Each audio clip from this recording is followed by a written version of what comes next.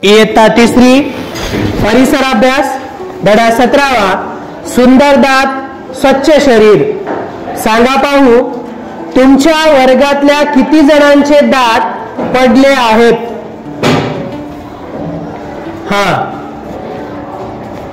खूप जणांचे दात पडलेले आहेत। ज्यांचे दात पडले आहेत त्यांना पुन्हा नवीन दात येतील का?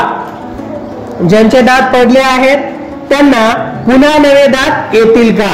हो, पुन्हा नवीन दात येतात। काही आजींचे किंवा आजोबांचे सगळे दात पडतात, त्यांना पुन्हा नवे दात येतात का?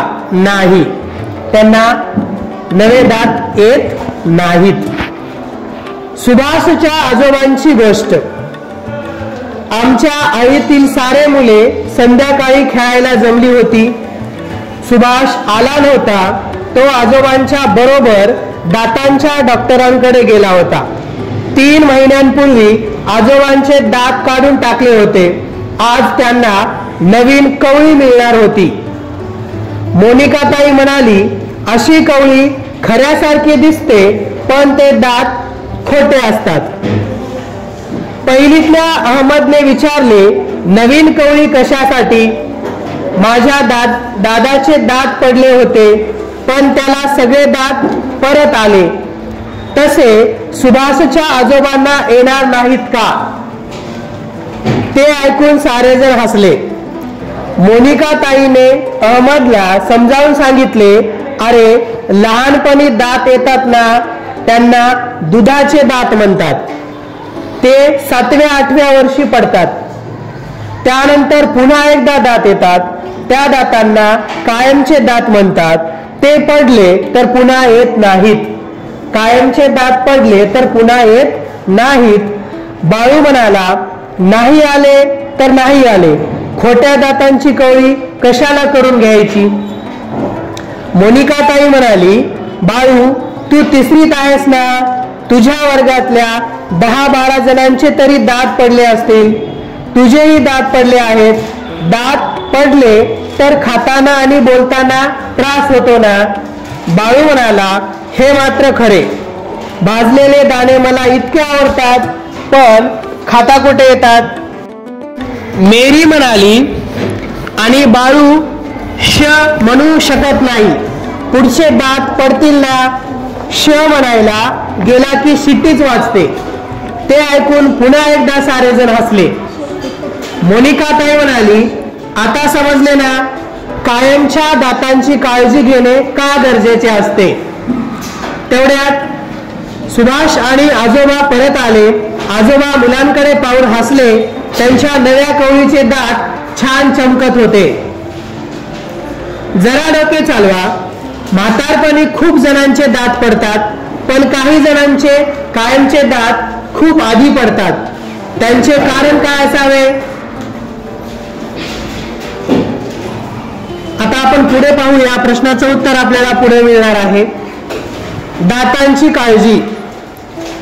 काहीही खाल्ले की तोंड धुवावे, चूळ भरावी, दातांवरून आतून आणि बाहेरून बोट फिरवावे, खुळखुळून 5-6 वेळा चुळा भराव्यात, नाहीतर अन्नाचे कण तोंडात राहतात, दातांना आणि जिभेला चिकटून बसतात, दातांमधील फटीमध्ये अडकतात, ते तसेच तोंडात राहिले तर कुजतात, त्यामुळे तोंडाला घाणेरडा वास येतो।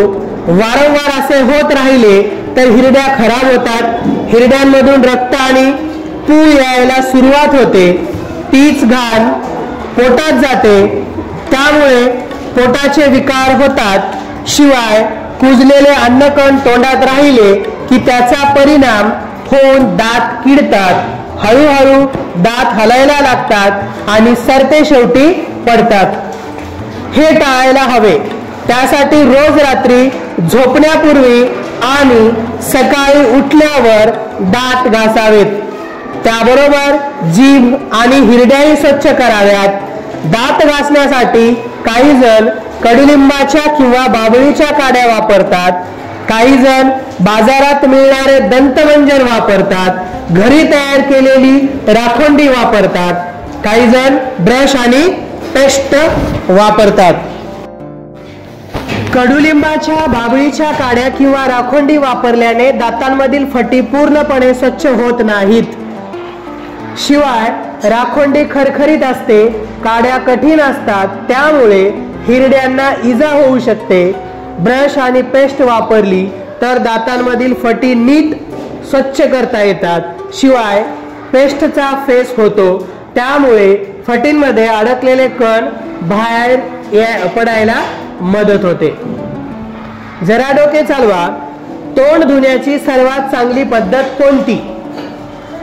तोंड धुण्याची सर्वात चांगली पद्धत कोणती आणि का? या प्रश्नाचं उत्तर तुम्हाला द्यायचं आहे. खाण्याआधी हात का धुवायचे? करून पहा. एक काचेचे चंचू पात्र घ्या, ते अर्धे भरेल इतके स्वच्छ पाणी त्यात होता. चित्रात दाखवल्याप्रमाणे चंचू पात्र तुम्हाला घ्यायचं आहे. वर्गातील कोणत्याही एखाद्या विद्यार्थ्याला अथवा विद्यार्थिनीला त्यात हात धुवायला सांगा. नंतर त्या विद्यार्थ्याचा अथवा विद्यार्थिनीचा हात पहा. त्या चंचू पात्रातील पाण्यात काही फरक पडला आहे का तेही पहा. तुम्हाला काय आढळून येईल? विद्यार्थ्याचा अथवा विद्यार्थिनीचा हात चंचू पात्रात धुतला होता, तो स्वच्छ झाला. हात पाहिल्यानंतर तो स्वच्छ दिसू लागला. चंचू पात्रातील पाणी थोडेसे गढूळ झाले. चित्रात पहा, पाणी गढूळ झालेले आहे. तुमच्या वर्गातील कुणीही हात धुतला असता तरी हेच आढळून आले असते. यातून काय उलगडते? दिवसभरात अनेक कारणांनी आपले हात अस्वच्छ होतात, त्यामुळे आपल्याला हात स्वच्छ करावे लागतात आणि स्वच्छ करणे गरजेचे असते. म्हणून खाण्यापूर्वी हात स्वच्छ धुवावेत. नेहमी लक्षात ठेवा, खाण्यापूर्वी हात स्वच्छ धुवावेत. माहित आहे का तुम्हाला, कुठे खरचटले, जखम झाली तर अनेक जण जखमेवर ओली माती लावतात.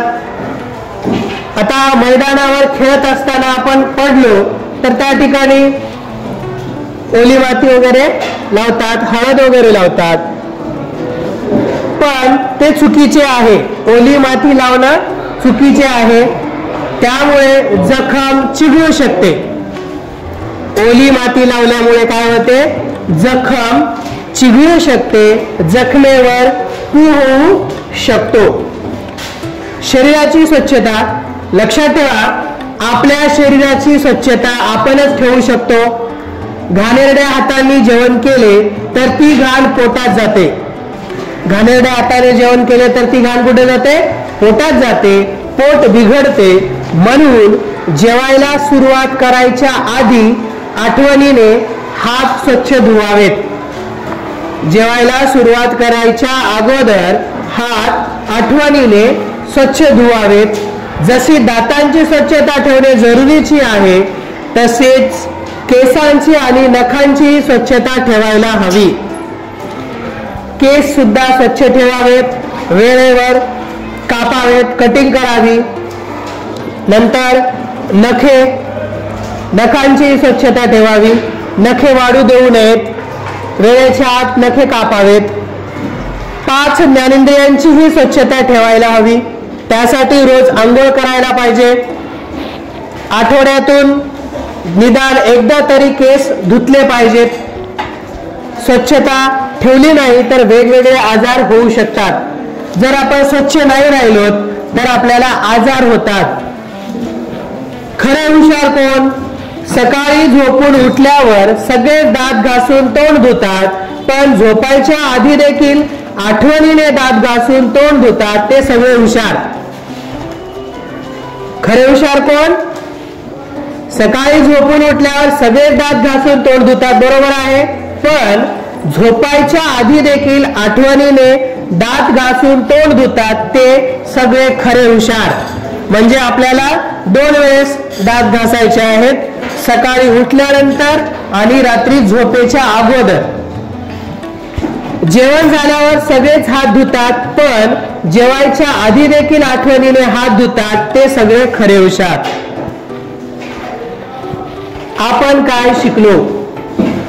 लहानपणी जे दात येतात त्यांना दुधाचे दात म्हणतात. ते 7व्या-8व्या वर्षी पडतात, हे आपण शिकलो. त्यानंतर पुन्हा एकदा दात येतात, त्या दातांना कायमचे दात म्हणतात. दुधाचे दात पडल्यानंतर कायमचे दात येतात, त्यांना कायमचे दात म्हणतात. कायमचे दात पडले तर पुन्हा दात येत नाहीत, म्हणून दातांची काळजी घ्यावी. दात अस्वच्छ असतील तर तीच घाण पोटात जाते, त्यामुळे पोटाचे आजार होतात. खेळताना, कामे करताना हात अस्वच्छ होतात, जेवताना तीच घाण पोटात जाते, त्यामुळे पोट बिघडते. म्हणून हात स्वच्छ धुवून जेवायला बसावे. केसांची, नखांची आणि ज्ञानेंद्रियांचीही स्वच्छता ठेवायला हवी, हे आपण शिकलोत. हे नेहमी लक्षात ठेवा, आपल्या शरीराची स्वच्छता आपणच ठेवायला पाहिजे.